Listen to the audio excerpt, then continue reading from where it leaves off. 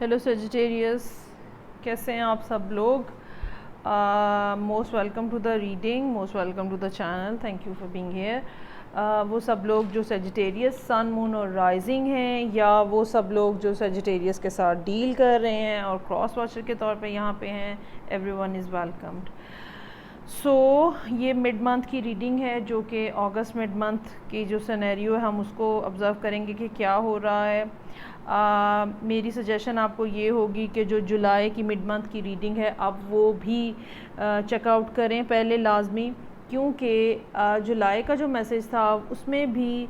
जो सेजिटेरियस लोग थे वो किसी वाटर साइन के साथ डील कर रहे थे, और ये रीडिंग भी कमोबेश वैसी ही है जिसमें सेजिटेरियस जो हैं वो किसी वाटर साइन के साथ डील कर रहे हैं और एक एंडिंग जो है वो चल रही है दो लोगों के दरमियान में। तो ये उसी स्टोरी लाइन का कि नेक्स्ट जो है वो फेज़ नज़र आ रहा है। तो आप वो रीडिंग भी देखना मत भूलिएगा। ओके, ओवरऑल सिचुएशन जो है उसमें बहुत बिटरनेस है। कार्ड्स जो हैं वो बता ये रहे हैं कि जो सेजिटेरियस लोग हैं वो बहुत ज़्यादा कड़वाहट का शिकार हैं। हो सकता है कि वर्बली उन्होंने काफ़ी बुरे अंदाज में बात करते हों, या हालात ने उन्हें इतना ज़्यादा बिटर बना दिया है कि उनके लहजे में से नरमी ख़त्म हो गई है। एक काफ़ी हद तक एक सेल्फ़िश बिहेवियर जो है वो भी सेजिटेरियस के पार्ट पे नज़र आ रहा है, लेकिन मैं इस पे ज़्यादा बात इसलिए नहीं कहूँगी क्योंकि जिसके साथ आप डील कर रहे हैं, जिस वाटर साइन के साथ आप डील कर रहे हैं, वो भी बहुत हद तक जो है वो इसका रिस्पॉन्सिबल है, चाहे वो मेल है चाहे वो फ़ीमेल है। लेकिन अभी जो यहाँ पे सिचुएशन है, अभी जो ओवरऑल यहाँ पे सूरत हाल बनी हुई है कि जैसे ही आपके पार्टनर को जैसे ही वाटर साइन को इस बात का एहसास हुआ है कि चीज़ें जो है वो बहुत बुरे तरीके से शटर हो रही हैं और ख़राबी वो इस दर्जे में बढ़ गई है कि रिलेशनशिप को एंड होने जा रहा है, और इस बात का एहसास उन्हें बखूबी हो गया है कि इतना ज़्यादा रिलेशनशिप की मजबूती के लिए इतना ज़्यादा काम नहीं किया गया, तो उन्होंने बहुत हद तक चीज़ों को सेटल करने की कोशिश की है। अगर ऑलरेडी आप लोग किसी इस किस्म की सिचुएशन का शिकार थे जहां आपका पार्टनर जो है वो या तो थर्ड पार्टी में इन्वॉल्व था, या ड्रिंकिंग की हैबिट में इन्वॉल्व था, या बहुत ज़्यादा पार्टिंग और फ्रेंड्स के साथ इन्वॉल्व था, whether your partner is male or female, whether you are male or female without considering the gender, तो अगर तो ये इस किस्म की सूरत हाल थी जिसमें आपका पार्टनर जो है वो आपसे हट के और तरह की एक्टिविटीज़ में इन्वॉल्व था, तो अब जो है वो ये बात सोचने पे मजबूर हो गए हैं, और मोस्ट प्रोबेबली सितंबर का के शुरू का जो टाइम पीरियड होगा उसमें भी यही होगा कि वो जो आपके पार्टनर हैं वो इस टाइम के ऊपर उन सारी हैबिट से मुंह मोड़ रहे हैं और उन सब आदतों को ठीक करने की कोशिश कर रहे हैं। वो ये भी कोशिश करेंगे कि जो अगर आपको पहले कोई बहुत ज़्यादा टाइम नहीं दिया जा रहा था तो अब आपको वो टाइम देने की भी कोशिश करेंगे, और डेफ़िनेटली उनका बिहेवियर जो है वो दोबारा से रिलेशनशिप स्टार्ट करने का भी हो सकता है।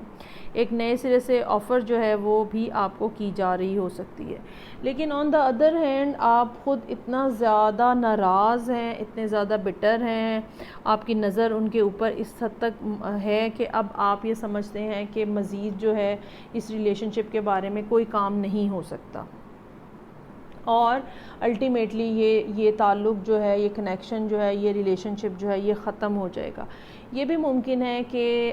इसके साथ ही आपके पार्टनर के साथ ही कोई और भी आपकी ज़िंदगी में एंटर होने की कोशिश कर रहा हो, जो कि या तो एज वाइज आपके पार्टनर से यंगर हो, या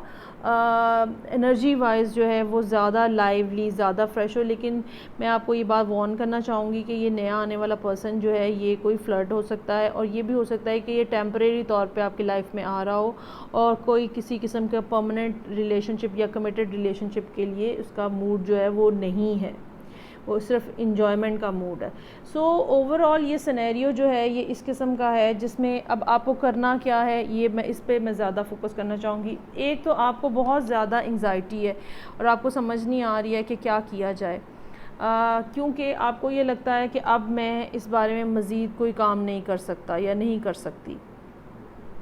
और एक तरह की जो एंडिंग है जो जो हो रही है आहिस्ता आहिस्ता आपकी ज़िंदगी में आगे बढ़ती हुई आपको नज़र आ रही है, उसने भी आपको कुछ परेशानी में मुब्तला किया हुआ है। अब आप इस सारे सिनेरियो में क्या कर सकते हैं? आपको करना ये है कि आपको अपनी इंटरनल इंस्टिंक्ट्स जो हैं उनको बाहर लेकर आना है। जब हम बिल्कुल अकेले होते हैं और हमारे पास कोई सपोर्ट नहीं होती है, तो हमारी जो बिल्कुल दबी हुई सलाहियतें होती हैं, इंस्टिंक्टिव जो एबिलिटीज़ होती हैं, जो कि सप्रेस होती हैं बहुत सालों से, बहुत अरसे से, वो ऑटोमेटिकली बाहर आ जाती हैं। तो आपको अपने आप को पुरसुकून करने की ज़रूरत है ताकि वो जो इंस्टिंक्टिव एबिलिटीज़ हैं आपकी, जो लड़ाई लड़ने की आपकी खूबी है, आप उसको इस्तेमाल कर सकें। क्योंकि अभी आप पूरे तरीके से अब बेसिकली ये जो बिहेवियर का चेंज आया है आपके पार्टनर में, इसने भी आपको थोड़ा कंफ्यूज कर दिया है कि अब ये अब क्या हो रहा है ना, ये अब कैसे होगा, और ये एकदम से सिचुएशन कैसे चेंज हो रही है, और आप इस बारे में भी आपको समझ नहीं आ रही कि मैं जिस रास्ते के ऊपर हूँ क्या वो रास्ता ही ठीक रास्ता है या मैं गलती या ये जो है रास्ता है ये मैंने गलत चूज़ किया है। इसका डिसीजन कैसे होगा? इसका डिसीजन आपकी गट फीलिंग से होगा, इसका डिसीजन आपके सिक्स सेंस से होगा। वो सब चीज़ें, वो सब बातें जो कि अभी सामने नहीं हैं शायद,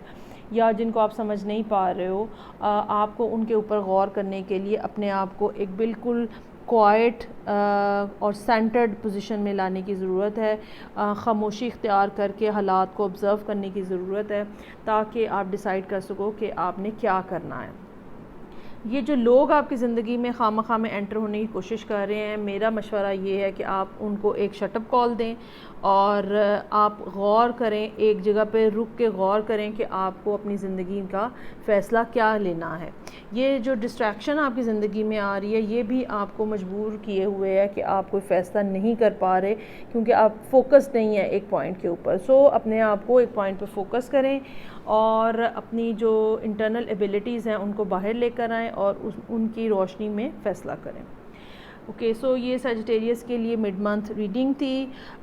फीडबैक का मुझे इंतज़ार रहेगा। नेक्स्ट रीडिंग के साथ फिर मिलूँगी। Take care, bye.